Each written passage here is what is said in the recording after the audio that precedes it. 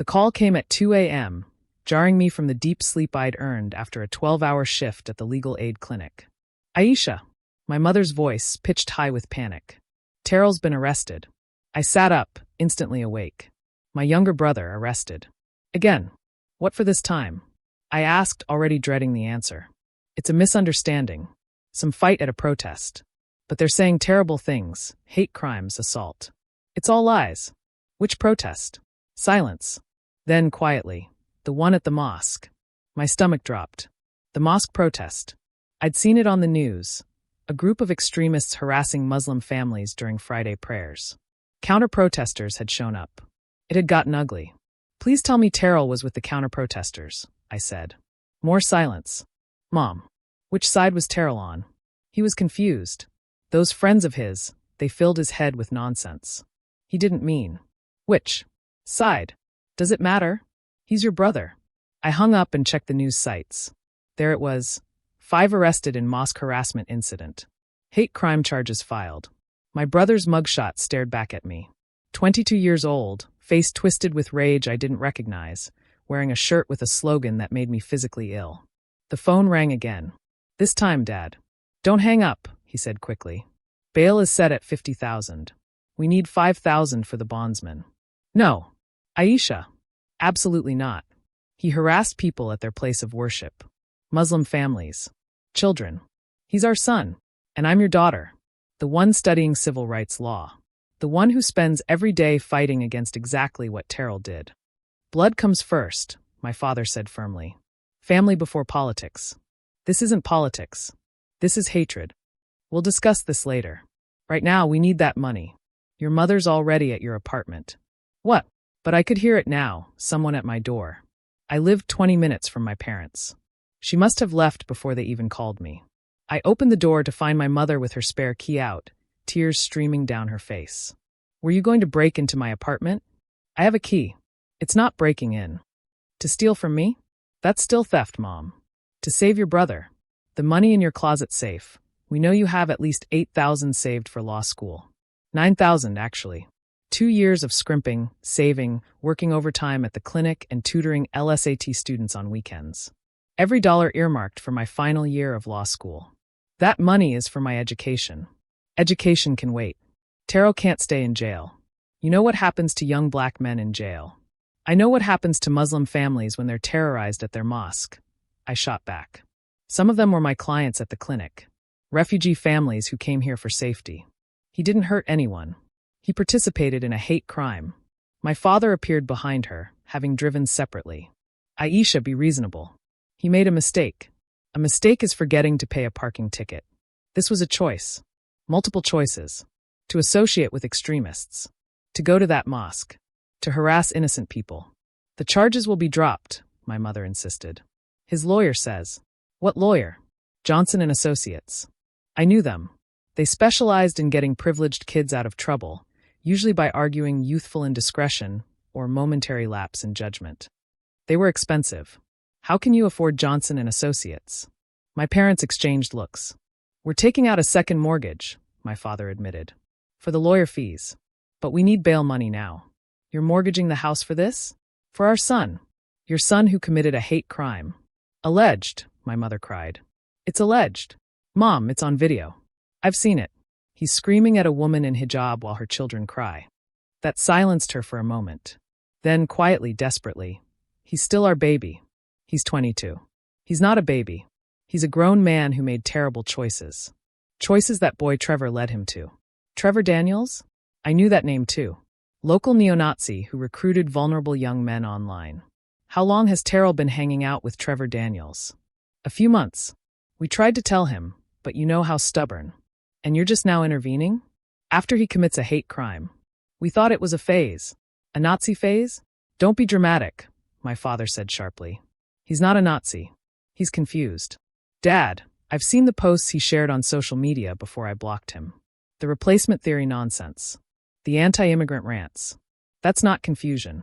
That's radicalization. Which is why he needs help, not jail. Prison might be the help he needs. My mother gasped like I'd slapped her. How can you say that?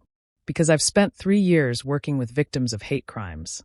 Because I know what this does to communities. Because Terrell needs consequences, not enablement. Blood comes first, my father repeated. The Thompsons stick together. Like when I needed help with undergraduate loans? I asked, where was blood comes first then? That was different. Right. Because that was just my education. This is Terrell's criminal behavior. Clearly the priority. We'll pay you back, my mother said desperately. Every penny. As soon as the case is resolved. With what? You're mortgaging the house for his lawyer. We'll figure it out. Please, Aisha. Please. I looked at my parents, my mother crying, my father trying to look stern but showing cracks of desperation. They'd been good parents, mostly. Encouraged my education. Celebrated when I got into law school. But they'd always had a blind spot when it came to Terrell. The baby boy who could do no wrong. I need to see the charges, I said finally. The actual paperwork. Hope bloomed on their faces. My father pulled out his phone, showing me documents the lawyer had sent. I read through them, my heart sinking with each line. It was worse than the news had reported. Terrell wasn't just present, he was one of the instigators. He'd thrown objects, made specific threats. And the woman he'd screamed at? She was a refugee from Syria who'd already fled religious persecution once. I can't, I said, handing back the phone. I won't. Aisha. He terrorized refugees, Mom. People who came here for safety. Like the Fazels. She flinched. The Fazels were our neighbors when I was young. A Syrian family who'd become like extended family to us. Mrs. Fazel had taught me to cook. Mr. Fazel had helped my father build our deck. Their daughter Amara had been my best friend until they moved. What would Mrs. Fazel say if she knew what Terrell did? I asked quietly. Don't, my mother whispered. What would Amara think? Remember when those kids bullied her for wearing hijab? Remember how upset we all were? How Terrell said he'd protect her. He was 8, and now he's 22, doing worse than those bullies ever did. Silence stretched between us. Finally, my father straightened. If you won't help willingly, we'll have to take what we need. Excuse me? The safe in your closet. We know the combination. Your birthday. I laughed, sharp and bitter. I changed it months ago, when Terrell started posting Nazi propaganda. Then you'll open it for us. No. We're your parents. And I'm an adult. That's my money. My future. Terrell's future matters too. Terrell chose his future when he chose hate. My father stepped forward. Not threateningly, but with intent. Open the safe, Aisha. Or what? You'll break it open? Steal from your daughter to save your son from consequences? How is that different from what Terrell did? Taking what doesn't belong to him, hurting innocent people because he felt entitled. That stopped him. Get out, I said quietly. Both of you. Leave or I call the police. You'd call the police on your parents? My mother gasped. You were willing to rob your daughter. Apparently, we're all making choices we never thought we would. They left, my mother sobbing, my father silent. I deadbolt the door, moved my safe to a new location, and tried to go back to sleep. But I couldn't. Because despite everything, I kept thinking about Terrell in jail. My baby brother, who I'd taught to ride a bike. Who'd cried when our goldfish died. Who'd somewhere, somehow, become someone capable of hate crimes. The next morning, I went to work at the legal aid clinic, exhausted and heartsick. My supervisor, Diane, took one look at me and pulled me into her office. What's wrong? I told her everything. She listened without judgment, then sighed. I'm sorry, Aisha. That's an impossible situation. What would you do? Exactly what you did. Enabling hate crimes to keep peace in the family isn't peace, it's complicity. My parents will never forgive me. Maybe not. But could you forgive yourself if you bailed him out and he escalated? If next time someone got hurt? She was right. I knew she was right. But knowing didn't make it easier. The court date came 2 weeks later. Terrell remained in jail, his bail unpaid. My parents had found the money elsewhere, borrowing from relatives, it seemed, but it had taken time. They'd also frozen me out completely. No calls, no texts, no acknowledgement of my existence. I went to the courthouse anyway. Sat in the back. Watched my brother in his orange jumpsuit, looking smaller than I remembered. Scared. Good. The prosecutor outlined the charges. The video evidence was damning. Terrell and 4 others screaming slurs, throwing bottles, terrorizing families. Children crying. Mothers shielding babies. Fathers trying to de-escalate while protecting their loved ones. Then the judge spoke, and my blood chilled. Mr. Thompson, I see from your file that you're from the Thompson family of East Harbor. Are you related to Maya Thompson, Terrell nodded sullenly. The judge, Honorable Patricia Williams, leaned forward. Maya Thompson, the civil rights attorney? The woman who spent 30 years fighting for equality and justice in this very courthouse. My grandmother. My hero. The reason I'd gone to law school. She was my grandmother, Terrell mumbled. Judge Williams's face went stone cold. Maya Thompson was a legend in this courthouse. She defended the innocent, fought against discrimination, stood up for every person's right to worship freely. And you, her grandson, stand here charged with hate crimes against people practicing their faith. Terrell had nothing to say. I knew your grandmother, Judge Williams continued. She mentored me when I was a young prosecutor. Taught me that justice means protecting the vulnerable from those who would harm them out of ignorance and hate. She would be devastated to see you here. My mother let out a sob from the front row. Your actions, the judge said, are not just criminal. They're a betrayal of everything your grandmother stood for. Everything your family, name once meant in this community. The rest of the hearing was a blur. Bail was continued but increased. The judge made it clear she would not look favorably on any plea deal that didn't include significant jail time. I left before my parents could see me. But that evening my phone rang. My mother. Are you happy? She asked without preamble. The judge humiliated him. Humiliated us. Because of Grandma Maya. Grandma Maya would have been the first to condemn what Terrell did. She was his grandmother too, and she would have let him face consequences. You know that. Silence. Then, he could get 5 years. 5 years, Aisha. The Syrian family he terrorized will live with that fear forever. You're heartless. I'm heartbroken, I corrected.